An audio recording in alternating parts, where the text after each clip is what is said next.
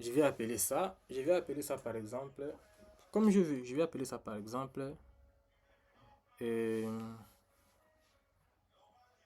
la classe, en tout cas un nom bizarre, logique.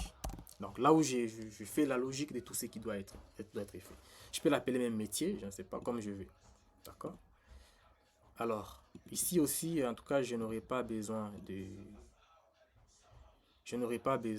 euh, en tout cas pour faire simple, je n'ai pas besoin d'une- d'un attribut. Alors, ici, j'ai une méthode qui s'appelle calcul, calculer salaire. OK?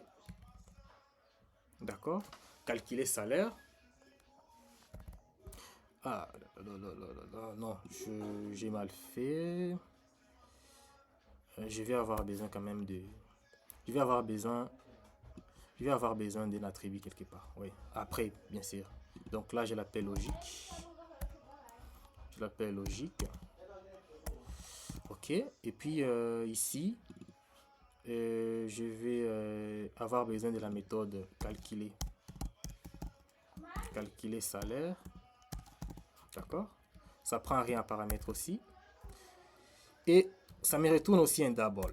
Ça me retourne aussi un double. Donc après avoir calculé le salaire, vous savez, le salaire calculé, ça va être un nombre décimal. D'accord?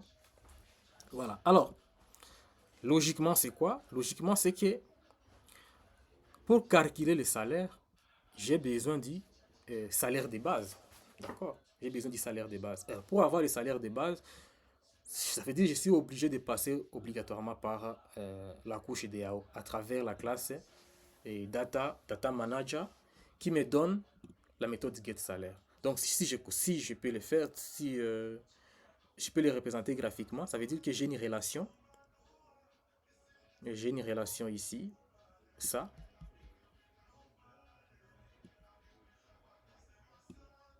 j'ai une relation ici, d'accord, entre ça et ça. Ça veut dire avec c'est des 1 à plusieurs, ok, ça veut dire que à la fin, je dois avoir ici l'instance de la classe data manager, ok, que je vais appeler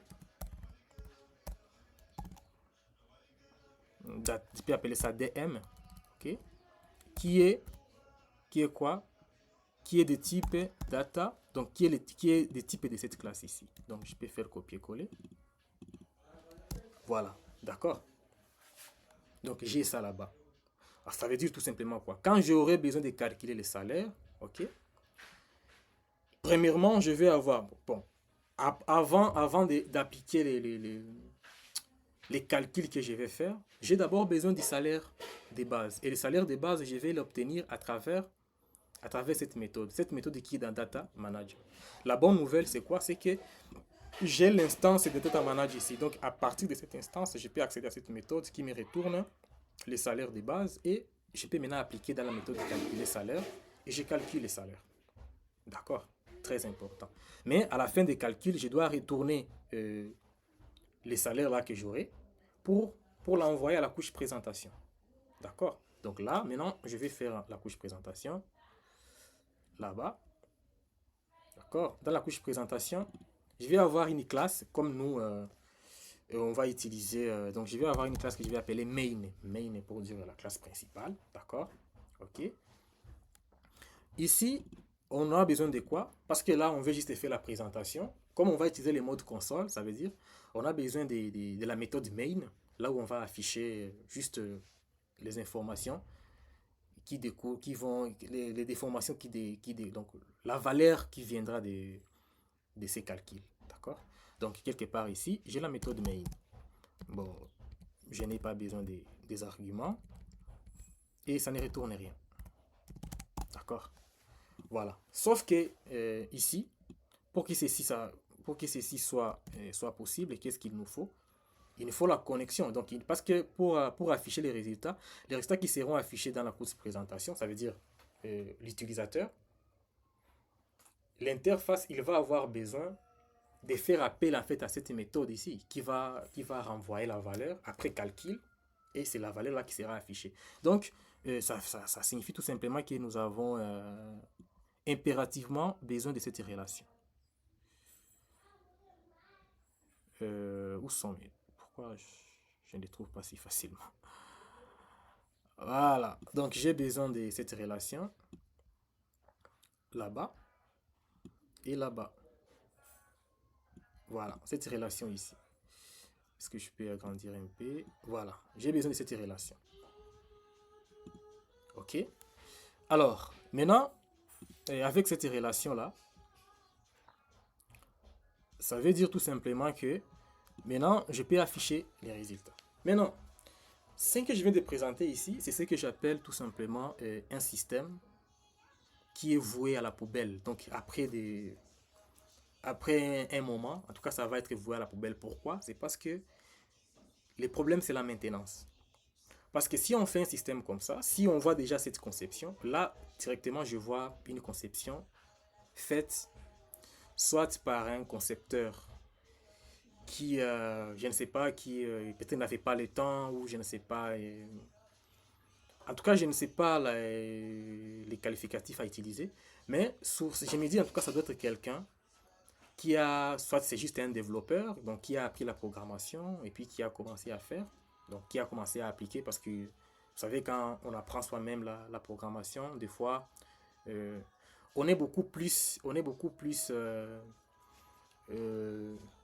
concentré à l'idée de voir quelque chose à l'écran, de voir que je fais une page qui a un bon look, là j'ai des boutons qui font ceci, mais la notion de conception, bon, souvent, la plupart des gens qui ont appris à programmer comme ça, et ils ne s'intéressent pas beaucoup sur ça. Alors, quand je vois quelque chose qui est conçu de cette façon, là, bon, je conclue tout simplement que bon, c'est un développeur, en tout cas, qui a voulu faire un système qui répond à un besoin. Et c'est ce qui est vrai, ça répond exactement, ça répond exactement bien.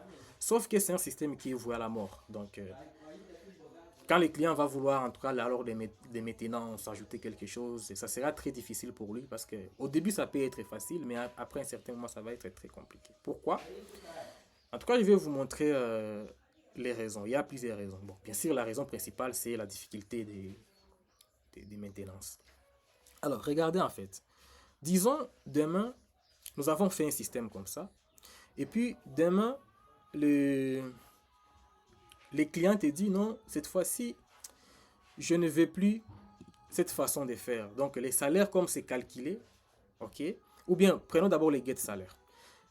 La façon que vous récupérez les salaires, ici au niveau de la base des données, moi je trouve que je vais changer. J'ai entendu qu'il y a quelque part un web service qui donne une valeur qui est mieux par rapport à ce que nous avons dans notre base de données. Donc, j'aimerais que, au lieu que notre système se connecte à la base de données, on aimerait que ce système-là se connecte au web service. D'accord? Alors, qu'est-ce qu'on va faire? Ça veut dire les concepteurs va envoyer son développeur. D'accord? Qu'est-ce qu'il va faire? Bon, ici, je vais même dire les développeurs, je ne vais pas parler du concepteur parce que quand ce système est conçu comme ça, en tout cas, j'évite de parler du concepteur. Je parle seulement du développeur. Ça veut dire, lui, il va faire quoi? Il y a le web service que les clients lui a parlé, le web service qui est là. D'accord? Donc là, j'ai le web service. Bien sûr, il a un endpoint, donc il a accès à l'API de ce web service. Qu'est-ce qu'il va faire? La première chose, ce qui est pire en fait, ce qui est très pire, qu'est-ce qu'il va faire? Il va venir dans les codes ici. Ok? Bon, parce que donc, il veut changer, il veut que ça se connecte là-bas. D'accord? Et pour connecter là-bas, qu'est-ce qui va se passer? En programmation, ça veut dire il faut changer ici, dans la méthode de getSalaire. Il faut aller changer les codes pour mettre maintenant la récupération des données ici. Parce que vous savez, ce n'est pas la même façon qu'on récupère les données dans la base des données. Bon, ce n'est pas la façon qu'on récupère les données dans la base des données qu'on va appliquer pour un web service. Un web service, il vous retourne des fois un JSON ou bien donc les données au format JSON ou les données au format XML. Alors, ça veut dire que vous devez changer la façon de les récupérer. Donc, obligatoirement, le développeur, il est dans l'obligation de venir là-bas, ok, et changer. D'accord? Changer les codes, d'accord? Pour que ça respecte au fait le web service. Ok? Le problème avec ça, c'est que d'abord, s'il fait ça, il y a d'abord un problème de versionning. Ça veut dire, il ne peut pas avoir l'ancienne version de cette classe. D'accord? Ou bien prenons même de cette méthode, parce qu'il est obligé de modifier la méthode là. D'accord? Parce qu'il ne peut pas créer une autre méthode tant que cette méthode ici, c'est la méthode qui est utilisée dans l'autre couche. Vous voyez que quelque part ici, dans logique, on aura besoin de cette méthode. Donc, il est dans l'obligation de garder la même méthode, mais de changer seulement la logique. Donc, comment, donc la façon qu'il récupérait les données. Ok, ça c'est la première façon. Deuxième façon, bon, ça c'est la façon la plus pire en fait. Parce que là, ça veut dire, si ce n'est pas le même développeur, ça peut être quelqu'un d'autre. Ça peut arriver que tu as fait ton code après un temps. Il y a quelqu'un qui doit t'aider, je ne sais pas, à maintenir ton système. Ça veut dire qu'il est dans l'obligation de venir d'abord dans ton code et comprendre d'abord ce que tu as fait pour faire quelque chose d'autre. Vous voyez? Vous savez, tous les développeurs n'ont pas toujours la même façon de faire la même chose, hein. Donc, les codes ne se ressemblent toujours pas exactement. D'accord? Alors là, ça cause problème parce qu'il doit d'abord comprendre les choses, ça peut lui prendre du temps. Et aussi, ce qui est danger, c'est qu'il peut toucher sur quelque chose qui n'a rien à voir avec la connexion. Tu vois? Parce que comme il a accès en fait à ça, ça veut dire à la classe et à la méthode, ça veut dire il peut, par mégarde ou je ne sais pas, je ne sais pas, oui, prenons par mégarde, il peut faire quelque chose qui va toucher sur quelque chose qui n'a rien à voir avec ce que tu lui as demandé de faire. Et ça va causer un problème. Ça, c'est le premier problème. Deuxième problème, c'est quand j'ai parlé des versionning, ça veut dire, si demain, il a modifié, ok, ça marche. Mais demain, les clients se disent, non, je trouve que le web service là, apparemment, ils ont changé de choses. Maintenant, la valeur là n'est plus ce que je voulais. Il faut qu'on revienne sur notre base de données.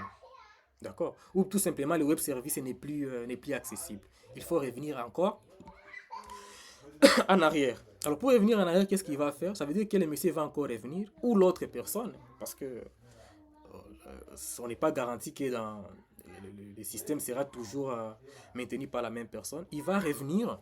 Qu'est-ce qu'il va faire? Il va encore venir comprendre d'abord le code et puis, changer ce qu'il faut changer. D'accord? Ce qui n'est pas aussi. Ce qui va lui coûter encore cher. Vous voyez? Donc il y a un problème. Alors quelqu'un se dit non. Celui qui est un peu malin se dit moi, je garde ce qui était avant. Ok? Je garde ce qui était avant, mais ce que je vais faire cette fois-ci, je vais faire comme ça.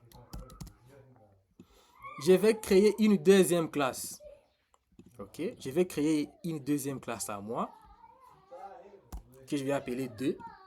Et je fais la même méthode ici. Je l'appelle, je ne sais pas, je peux garder le même nom. Ok? Mais cette fois-ci, c'est ça qui sera connecté au web service. D'accord? Lui, cette classe est connectée au web service. Sauf qu'en faisant ça, bon, quand il a fait ça, ça veut dire qu'il va venir ici, il va modifier tout ce qu'il veut. D'accord? Là, c'est bon. C'est bon parce que, un, il n'a pas besoin de comprendre d'abord les codes que l'autre avait fait, ou bien ce qu'il m'avait fait il y a des années. D'accord? Deuxièmement, il n'y a pas un risque qu'il touche quelque chose qui n'a rien à voir avec ce qu'il devrait faire, ok, et qui pourrait causer le dysfonctionnement du système. Et troisièmement, il a la possibilité de versionning. Ça veut dire, si demain le monsieur se dit non, je vais revenir en arrière, il n'a même pas besoin encore de venir coder. Il va juste venir quoi? Il va juste venir changer et il connecte à celui-ci. D'accord? Parce que qu'est-ce qu'il va faire en fait à ce niveau? Quand il a fait deuxième classe, quelle est la chose qu'il va faire? Il va maintenant changer. Donc il va dire non, la relation ne va plus pointer là-bas, mais cette fois-ci, notre logique va dépendre cette fois-ci de là. Mais dire que métier, la logique dépend de ça, quelque part, il est toujours dans l'obligation de changer les codes quelque part. Tu vois? Il est dans l'obligation de revenir ici parce que vous voyez, maintenant là, c'était Data Manager. Donc, les DM, c'était l'instance de Data Manager ici. Donc, obligatoirement, même s'il fait ça, il est obligé de revenir côté métier, d'accord? Ou demander à la personne qui a fait la partie là, ou si c'était lui-même. Donc, mais quand même, obligatoirement, il doit revenir changer. D'accord? Il doit entrer dans les codes sources et changer là-bas pour mettre 2. Pour que ça marche. Déjà, vous voyez les problèmes là où il y a. Le problème, ça veut dire que si on fait ça, d'accord? Il va y avoir un problème ici aussi, il va y avoir un problème d'abord de versionning parce qu'il n'a pas gardé la version. Tout simplement, il peut se dire aussi, j'ai créé encore une autre classe. Alors, ça va être beaucoup de classes en parallèle et ça va causer un problème.